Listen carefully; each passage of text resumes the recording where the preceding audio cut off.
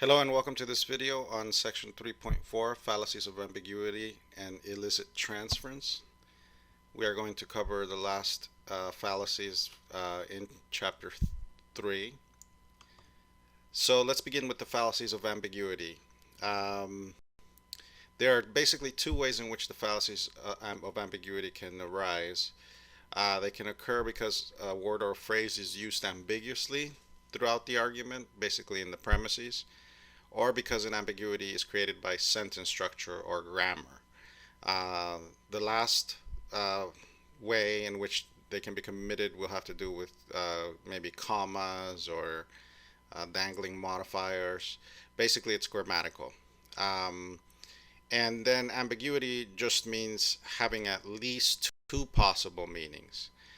So that is the reason why the fallacies will occur, is because someone will use the fact that some of these sentences can have more than one meaning to their advantage and commit a fallacy. The first one is the fallacy of equivocation. This one occurs because a word or phrase is used ambiguously. Again, remember, to be used ambiguously means that there are at least two meanings for the same word or phrase throughout the argument.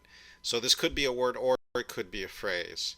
And the person uses this shift or changing meaning to try to get you to believe the conclusion. Here's an example. Some triangles are obtuse. Whatever is obtuse is ignorant. Therefore, some triangles are ignorant. So this is from our textbook. And so notice what's happened here is the word obtuse has two meanings. It means a triangle with a angle greater than 100 and greater than 90, and then it also means someone who's ignorant, who kind of doesn't see the big picture. And so they've used those two meanings here for their advantage to conclude that some triangles are ignorant. Next one is amphiboly. Amphiboly occurs because an ambiguity arises in the argument, and this ambiguity is due to grammar or syntax. So here is where things like misplaced commas, dangling modifiers will matter. So this ambiguity does not occur because a word or a phrase changes meaning, but rather because of grammar or sentence structure. Here's an example. The tour guide said that standing in Greenwich Village, the Empire State Building could easily be seen. I didn't know the Empire State Building was in Greenwich Village. So this is from our textbook. So the conclusion here is that the Empire State Building is in Greenwich Village. The ambiguity here arises because of grammar. It is not clear what standing in means. Who is it referring to? Is it referring to the Empire State Building? That's one possible meaning, that the Empire State Building is in Greenwich Village. Or is it referring to the person or people, the tourist, standing in Greenwich Village, and they could see the Empire State Building even though the Empire State Building is not in Greenwich Village? So those are the two possible meanings here. And so there is no one word or phrase that changes meaning. The ambiguity is due to the fact that the standing in can be grammatically clarified.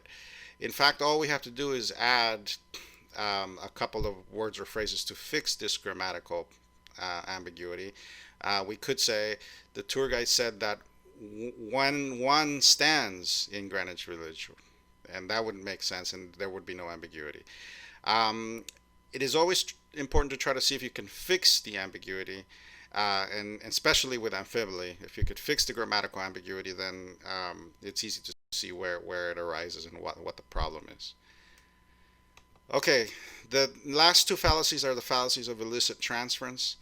And according to Hurley, the fallacies of illicit transference occur because there's an incorrect transference of an attribute from the parts of something onto the whole, or from the whole onto the parts.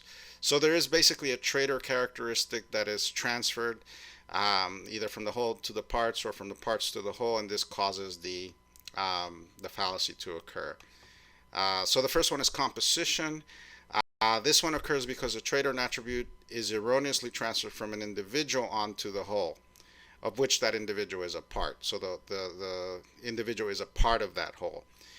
Erroneously transferred here means that the attribute should not be transferred. It's a mistake to transfer the attribute, because what it means for an individual to have a trait or an attribute is not the same thing as what it means for the whole to have that attribute.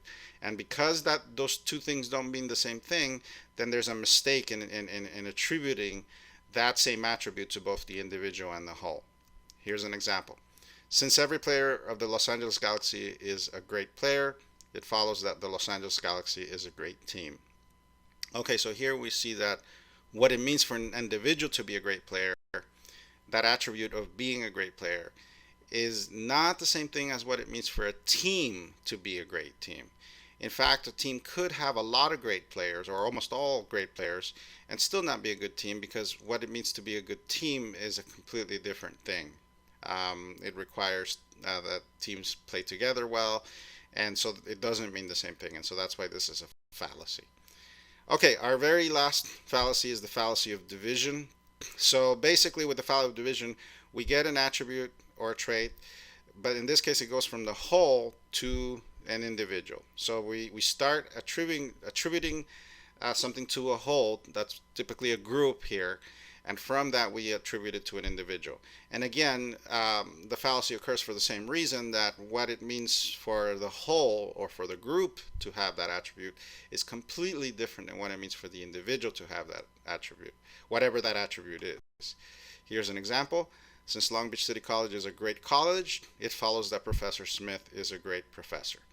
Okay, so we have the attribute here of being a great college, and that means something completely different than what it means to be a great professor. So it is possible for Long Beach City College to be a great college, but for Professor Smith to be a bad professor. And again, this is because those two attributes don't mean the same thing when it comes to the whole and when it comes to the individual. Okay, I hope that you have enjoyed the class. This is our last video, at least for the content. There will probably be some homework review videos. So make sure that you are watching the videos to do the homework, and everything should be fine.